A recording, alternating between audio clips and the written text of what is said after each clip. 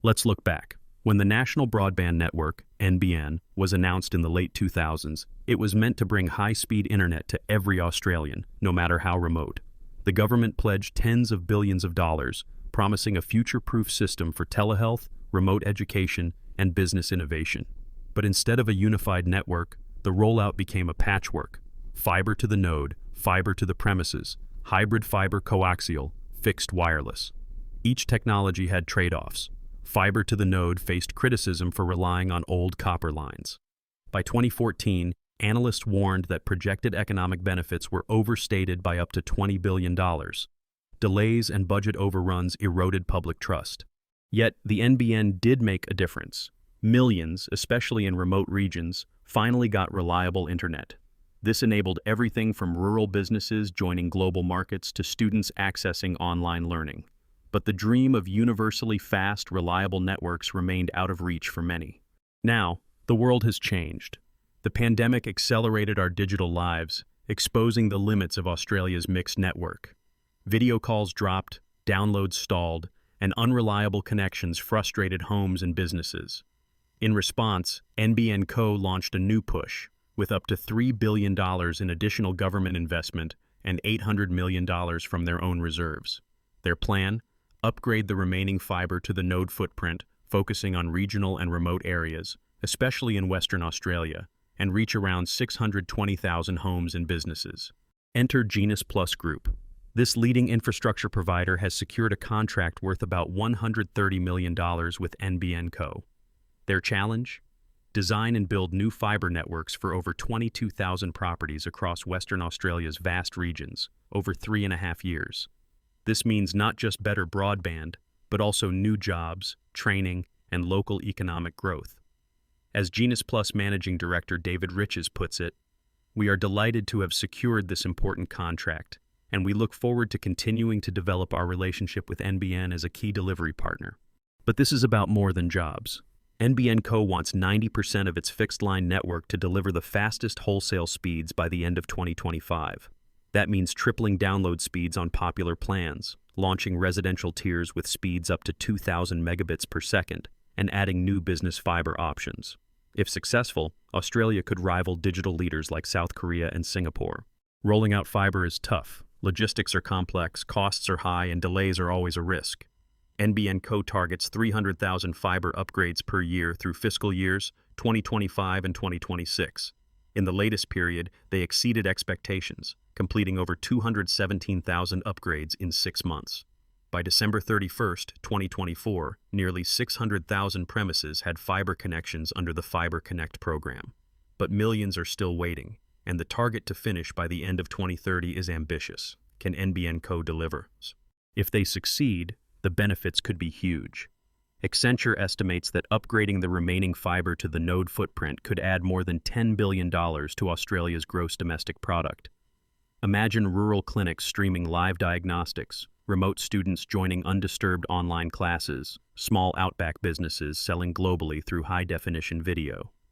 Closing the digital gap could spark regional innovation and reduce the postcode penalty that has long held back remote communities. Industry leaders are vocal. Ellie Sweeney, Chief Executive Officer at NBN Co., stresses, "This critical investment will deliver access to better broadband to customers in the remaining part of our fiber-to-the-node footprint."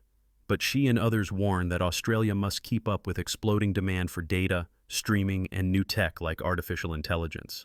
The Organization for Economic Cooperation and Development reports a 73% surge in fiber connections since the pandemic. The digital transformation is relentless, and Australia cannot afford to lag. Still, challenges persist. The original NBN vision was hampered by shifting strategies and compromises. Now, a seamless transition to fiber for over 600,000 properties hinges on flawless execution, a tall order given Australia's vast geography and tough conditions. Unexpected costs, labor shortages, and supply chain issues could slow things down. Plus, alternative providers using fifth-generation wireless and satellites are gaining ground, especially where fiber is too costly or difficult to install. So, what can Australians do to help keep this upgrade on track? First, consumers play a key role. Opt in for fiber upgrades, provide honest feedback, and demand transparency in pricing. Watch for NBN Co.'s new pricing roadmap, due by May 1, 2025, which will outline costs and service levels through fiscal years 2026 to 2028. This could reshape broadband pricing and competition. Second, investors and tech professionals have a stake. Australia's telecom market is set to reach over $24 billion by the end of this decade, growing steadily.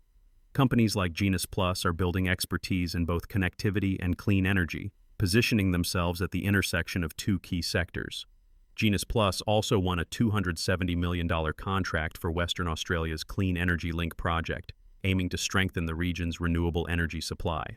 This diversification boosts growth and creates synergies between power and communications, a big advantage today.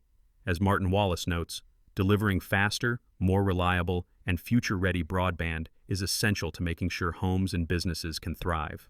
On the retail side, fiber upgrades are already changing things. Anna Perrin at NBN Co. reports that 41% of customers with copper issues chose higher speed tiers after fiber upgrades, a clear sign that better infrastructure drives demand for advanced services. Dion Ljubanovich, also at NBN Co., says the fiber program is tracking well, with thousands of new connections each week. Many Australians do not know that NBN Co. is now considering automatically upgrading to fiber when old copper lines are damaged or when people move in already fiber-ready areas. This behind-the-scenes change could speed up the shift to fiber, bringing better service even to those who do not request it. But consumers should stay informed, check eligibility, and act when offered the chance. For policymakers and industry leaders, upgrading infrastructure is about more than laying cables. It is about future-proofing Australia's economy, ensuring digital inclusion, and supporting new waves of innovation. The Australian Mobile Telecommunications Association is calling for a national strategy that recognizes the links between mobile, fiber, and emerging digital platforms. Only with coordinated planning and sustained investment can Australia stay competitive globally. Stepping back, Australia's NBN journey offers lessons worldwide. Delivering high-speed internet to a vast, sparsely populated country is a huge challenge, requiring technology, political will, and careful management. Countries like Canada and Sweden, with similar hurdles, have shown that clear strategies pay off. Sweden's early fiber investment helped create a generation of digital startups and made remote work mainstream long before it was common. Could Australia's renewed focus spark similar innovation? But risks remain. New technologies like fixed wireless, satellites, and even future innovations like quantum internet mean today's investments must be weighed against tomorrow's breakthroughs. If Australia bets big on fiber but cannot keep up with emerging trends, it may be overtaken by faster-moving nations or private disruptors. That's why ongoing public reporting and clear targets are essential. So, where do we stand? The latest figures are cautiously optimistic. NBN Co. exceeded its upgrade target in the second half of 2024, completing over 217,000 upgrades. By the end of that year, almost 600,000 premises had fiber under the Fibre Connect program. Retailers report improved customer experiences and higher satisfaction. The Organization for Economic Cooperation and Development data shows demand for fiber is surging, with Australia rising among developed nations for fiber adoption. But the job is not done. Millions, especially in regional and outer urban areas, are still waiting for the digital leap.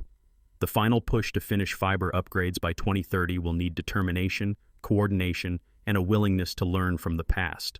The stakes are high.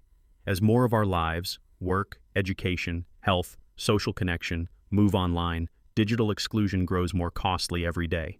Here is a takeaway. Stay informed and engaged. If offered a fiber upgrade, take it.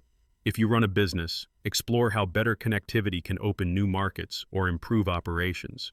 For investors and tech fans, watch companies like Genus Plus, emerging as leaders in both broadband and clean energy. For policymakers, the lesson is simple. Australia's digital future needs bold action, smart investment, and relentless follow-through. A final fact. NBN Co. is quietly considering ways to trigger fiber upgrades automatically, not just when customers ask, but whenever copper lines fail or people move house in fiber-ready areas. This could quietly push Australia closer to universal high-speed access, sometimes without you even realizing it. Will this new era finally bridge the digital divide, or is it another cycle of dashed hopes?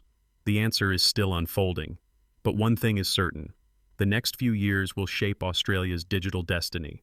Whether you are a homeowner, business leader, teacher, student, or investor, staying informed could determine your place in the country's connected future.